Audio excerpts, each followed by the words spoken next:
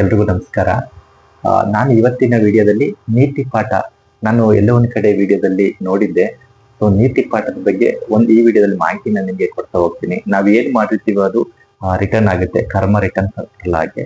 So ಈ ವಿಡಿಯೋದಲ್ಲಿ ಹಾಗಾಗಿ ಒಂದು ವಿಚಾರವನ್ನ ಒಂದು ಕಥೆಯ ಮೂಲಕ ನಿಮ್ಗೆ ಹೇಳ್ಕೊಡಕ್ ಹೋಗ್ತೇನೆ. ಸೊ ಒಬ್ಬ ಹಳ್ಳಿಯ ರೈತ ಒಬ್ಬ ವ್ಯಾಪಾರಿ ಹತ್ರಕ್ಕೆ ಪ್ರತಿದಿನ ಬೆಣ್ಣೆಯನ್ನ ತಂದು ಕೊಡ್ತಾ ಇರ್ತಾನೆ.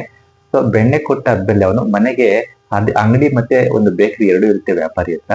ಸೊ ಅಲ್ಲಿಂದ ಒಂದು ಸಾಮಾನು ಕೂಡ ತಗೊಂಡು ಮನೆಗೆ ಹೋಗ್ತಾ ಇರ್ತಾನೆ. ಅವನು ಅವ್ರಿಗೆ ಏನ್ ಮನೆಗೆ ಬೇಕೋ ದಿನಸಿ ಐಟಮ್ಗಳು ಅದನ್ನ ಅಲ್ಲಿಂದ ತಗೊಂಡು ಹೋಗ್ತಾ ಇರ್ತಾನೆ. ಇದು ಪ್ರತಿ ದಿನ ನಡೀತಾ ಇರುತ್ತೆ. ಸೊ ಆ ಒಂದು ರೈತ ಅವನ ಮನೇಲಿ ಇರ್ತಕ್ಕಂಥ ಬೆಣ್ಣಿನ ತಗೊಬಂದ್ಬಿಟ್ಟು ವ್ಯಾಪಾರಿಗೆ ತಂದು ಕೊಡ್ತಾನೆ. ಆ ವ್ಯಾಪಾರಿ ಇಟ್ಕೊಳ್ತಾನೆ.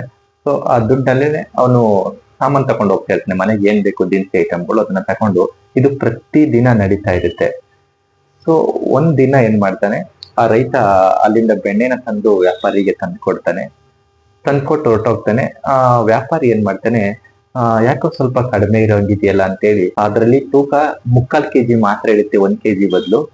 ಸುಮ್ನಾಗ್ತಾನೆ ವ್ಯಾಪಾರಿ. ನಾಳೆಗೆ ಒಂದ್ಸರಿ ಚೆಕ್ ಮಾಡೋಣ ಅಂತ ಹೇಳಿ ಸುಮ್ನಾಗ್ತಾನೆ. ಸೊ ನೆಕ್ಸ್ಟ್ ಇನ್ನೊಂದ್ ದಿನಕ್ಕೆ ಮತ್ತೆ ತಗೊಬರ್ತಾನೆ ಆ ಒಂದು ರೈತ. ಆ ಬೆಣ್ಣೆ ತಗೊಬಂದು ಕೊಡ್ತಾನೆ. ಅವಾಗ್ಲೂ ವ್ಯಾಪಾರಿ ಈಸ್ಕೊಳ್ತಾನೆ. ಅವ್ನು ಹೋದ್ಮೇಲೆ ಮತ್ತೆ ತೂಕಕ್ಕೆ ಹಾಕ್ತಾನೆ. ಸೊ ಅವಾಗ್ಲೂ ಕೂಡ ಕಡಿಮೆ ಇರುತ್ತೆ, ಬೆಣ್ಣೆ 1 kg ಇರೋದಿಲ್ಲ, ಕಡಿಮೆ ಇರುತ್ತೆ. ಸೊ ವ್ಯಾಪಾರಿಗೆ ಸಿಟ್ಟು ಬರುತ್ತೆ. ನಾನು ದುಡ್ಡನ್ನ ಕೊಡ್ತಾ ಇದ್ದೀನಿ ಇವನಿಗೆ 1 kg ಆಗಷ್ಟು, ಆದ್ರೂ ಕಡಿಮೆ ಬೆಣ್ಣೆನ ತಂದು ಕೊಡ್ತಾ ಇದ್ದಾನಲ್ಲ ಅಂತ ಹೇಳಿ ಇದನ್ನ ಅವನು ಕೋರ್ಟ್ಗೆ ಹಾಕ್ತಾನೆ. ಸೊ ಕೇಸ್ ಫೈಲ್ ಆಗುತ್ತೆ. ಸೊ ಕೋರ್ಟ್ ಅಲ್ಲಿ ಆ ರೈತನು ಹೋಗ್ಬೇಕಾಗುತ್ತೆ, ಈ ವ್ಯಾಪಾರಿನೂ ಹೋಗ್ಬೇಕಾಗುತ್ತೆ. ಕೋರ್ಟ್ ಅಲ್ಲಿ ಜಡ್ಜ್ ಕೇಳ್ತಾರೆ. ಸೊ ರೈತನ ಕೇಳ್ತಾರೆ, ಯಾಕಪ್ಪ ನೀನು ಕಡಿಮೆ ತಂದು ಕೊಟ್ಟಿದೀಯ ಅವ್ರಿಗೆ ಬೆಣ್ಣೆನ ಅಂತ ಕೇಳ್ತಾರೆ. ಸೊ ವ್ಯಾಪಾರಿ ಹೇಳ್ತಾನೆ, ಸ್ವಾಮಿ ನನ್ನ ಹತ್ರ ಬಟ್ಟೆಗಳು 6 kg ಆ ಥರದ್ದು ಯಾವ್ದು ಇಲ್ಲ, ತಕ್ಕಡಿ ಮಾತ್ರ ಇದೆ. ನಾನು ಈ ಒಂದು ವ್ಯಾಪಾರಿ ಹತ್ರನೇ ನಾನು ದಿನಸಿ ಐಟಮ್ನ ತಗೊಂಡು ಹೋಗ್ತೇನೆ. ತಗೊಂಡೋಗಿ ಒಂದ್ ಸೈಡ್ಗೆ ಆ ದಿನಸಿ ಐಟಮ್ನ ಇಡ್ತೇನೆ, ಇನ್ನೊಂದ್ ಸೈಡ್ಗೆ ಒಂದು ಕವರ್ಗೆ ಹಾಕ್ಬಿಟ್ಟು ಬೆಣ್ಣೆನ ಇಡ್ತೇನೆ.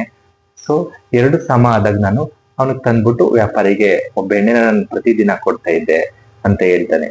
ಸೊ ನೀವು ಅಬ್ಸರ್ವ್ ಮಾಡಿ, ಇದರಲ್ಲಿ ಕಳ್ಳ ಯಾರು, ತಪ್ಪಿತಸ್ಥ ಯಾರು?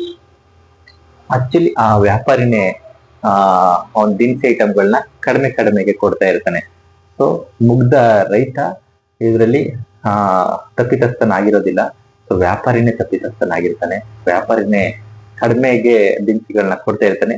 ಅದೇ ದಿನಸಿನ ಇಟ್ಬಿಟ್ಟು ಬೆಣ್ಣೆನ ಆ ಸಮತೂಕಕ್ಕೆ ತಂದು ಕೊಡ್ತಾ ಇರ್ತಾನೆ. ಸೊ ಇದು ನೀತಿ ಪಾಠ. ಪ್ರತಿಯೊಬ್ರು ಕೂಡ ನಾವೇನು ಮಾಡ್ತಾ ಇರ್ತೀವೋ, ಕೆಟ್ಟದ್ದು ಆಗ್ಬೋದು ಮತ್ತೆ ಮೋಸ ಮಾಡ್ತಾ ಇರ್ತೀವೋ, ಅದು ನಮ್ಗೆ ರಿಟರ್ನ್ ಆಗುತ್ತೆ ಅನ್ನೋದ್ರ ಬಗ್ಗೆ ಒಂದಿಷ್ಟು ಈ ವಿಡಿಯೋದಲ್ಲಿ ನಿಮ್ಗೆ ಮಾಹಿತಿನ ತಿಳಿಸ್ಕೊಟ್ಟಿದ್ದೇನೆ. ಧನ್ಯವಾದಗಳು.